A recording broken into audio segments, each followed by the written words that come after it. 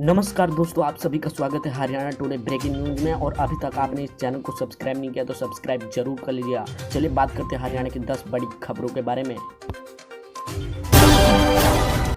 हरियाणा में वाहन रजिस्ट्रेशन की 50,000 से अधिक फाइलें अटकी, अब देना पड़ रहा है लेट फीस का जुर्माना। बता दें कि क्लर्कों की 42 दिनों तक चली हड़ताल का असर नए वाहन खरीदने वालों की जेब पर पड़ रहा है। साथ ही जो लोग दूसरे राज्यों से वाहन खरीद कर लाए हैं उनको भी जेब ढीली करनी पड़ रही है। सरकार की ओर से आप 28 दिनों तक अस्थायी नंबर पर गाड़ी चला सकते हैं। इस समय अवधि में अगर आपने अस्थायी नंबर की प्रक्रिया नहीं करते तो आपको 3% लेट फीस के रूप में जुर्माना देना होगा। प्रदेश भर में नए रजिस्ट्रेशन सर्टिफिकेट की 50,000 फाइलें संबंधित लेट हुई हैं। क्लर्कों के काम पर लौटने के बाद आवेदन करने के दौरान पोर्टल पर सॉफ्टवेयर 3% जुर्माना उठा रहा है। इसे लोगों को भरना पड़ रहा है। अफसरों ने जिला स्तर पर जुर्माना माफ़ी पर हाथ खड़े कर दिए हैं। कुछ वाहन मालिकों ने तो पहले से ही रजिस्ट्रेशन फीस जमा करवा दी है, लेकिन कई इस उम्मीद में हैं कि शायद उनको सरकार की तरफ से कुछ राहत मिल जाए।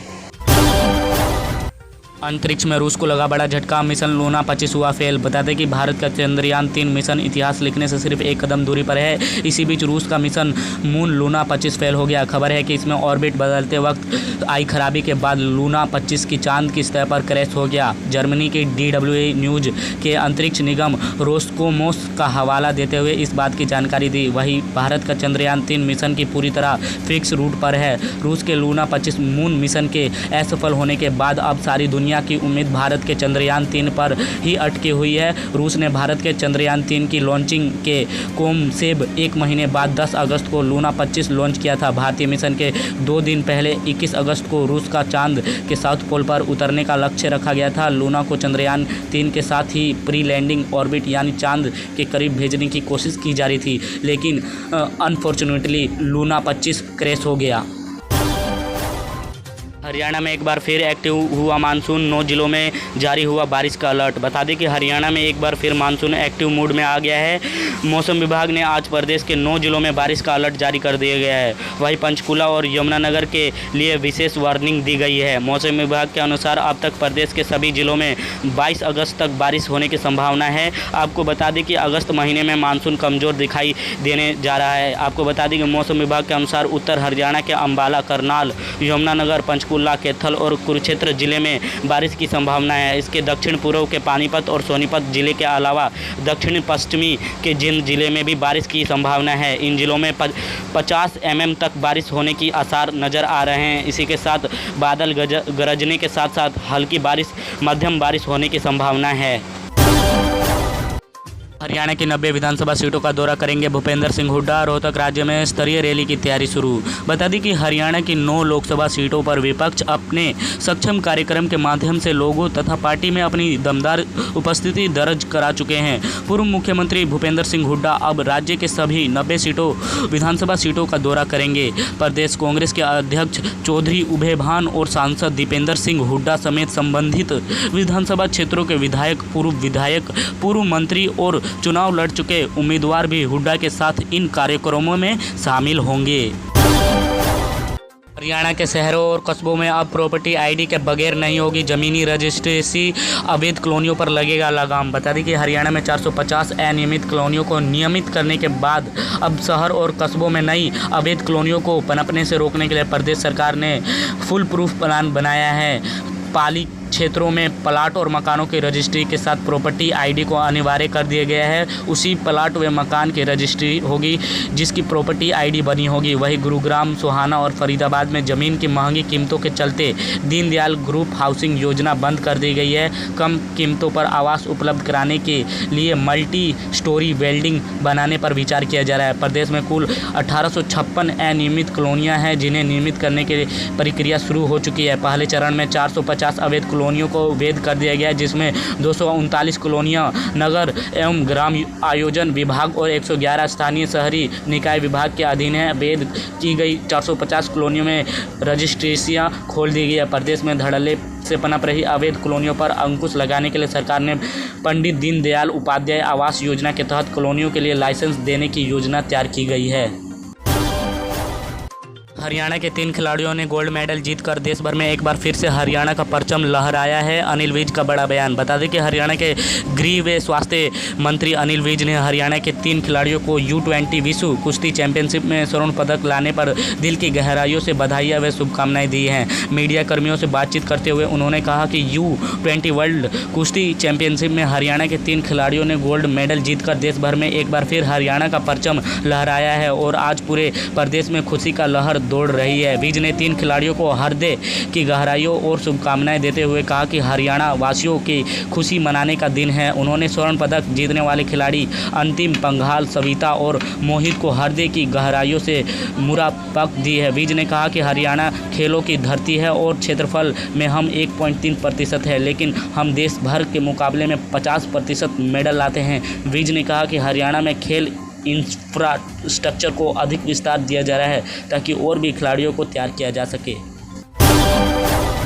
पुरानी पेंशन के लिए फिर होगा आंदोलन। कैथल में संघर्ष समिति के प्रदेश अध्यक्ष बोले विधानसभा चुनाव से पहले अक्टूबर से फूकेंगे शंखनाद।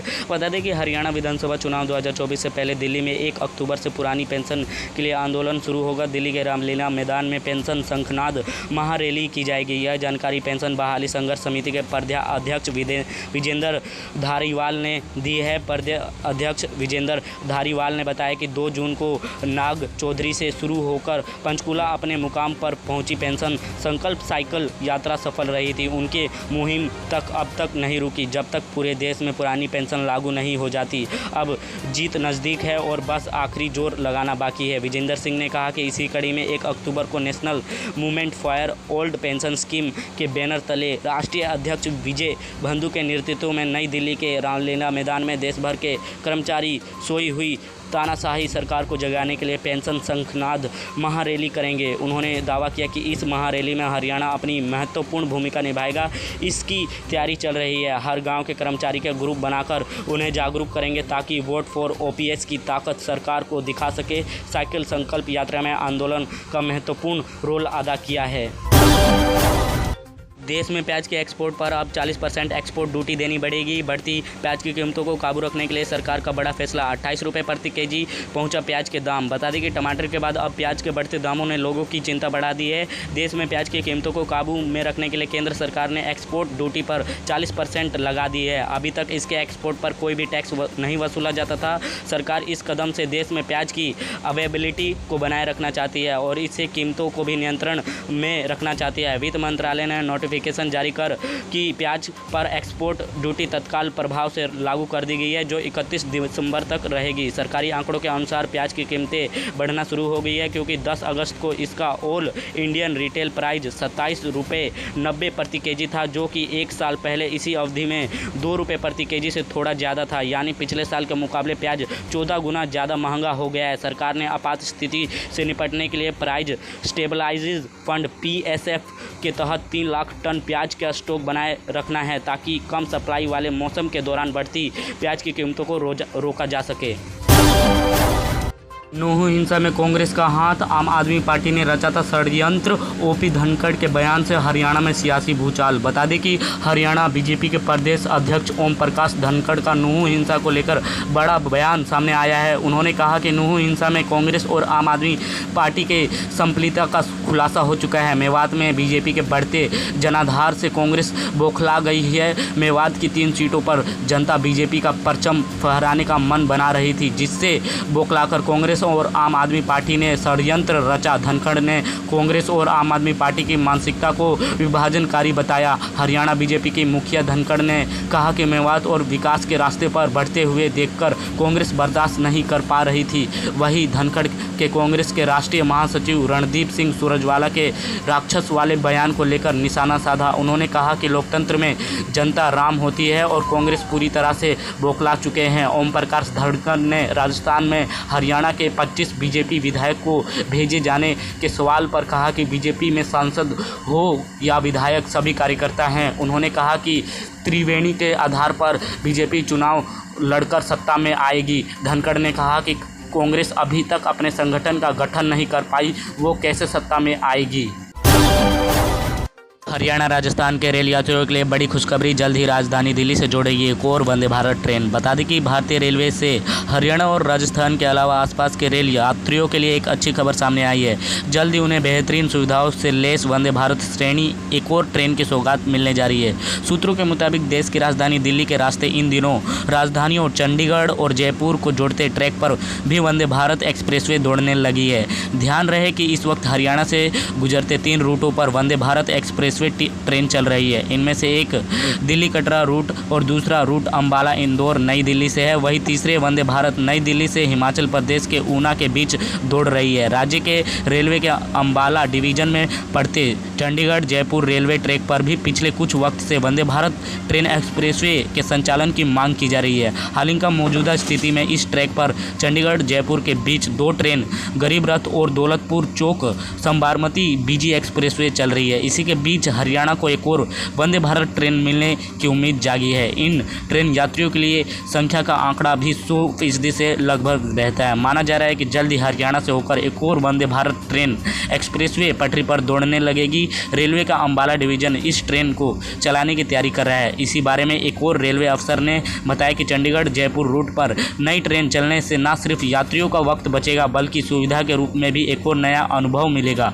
रेलवे बोर्ड की तरफ से शेड्यूल और किराया तय होने के बाद जल्द ही इस ट्रेन का संचालन संभव हो जाएगा।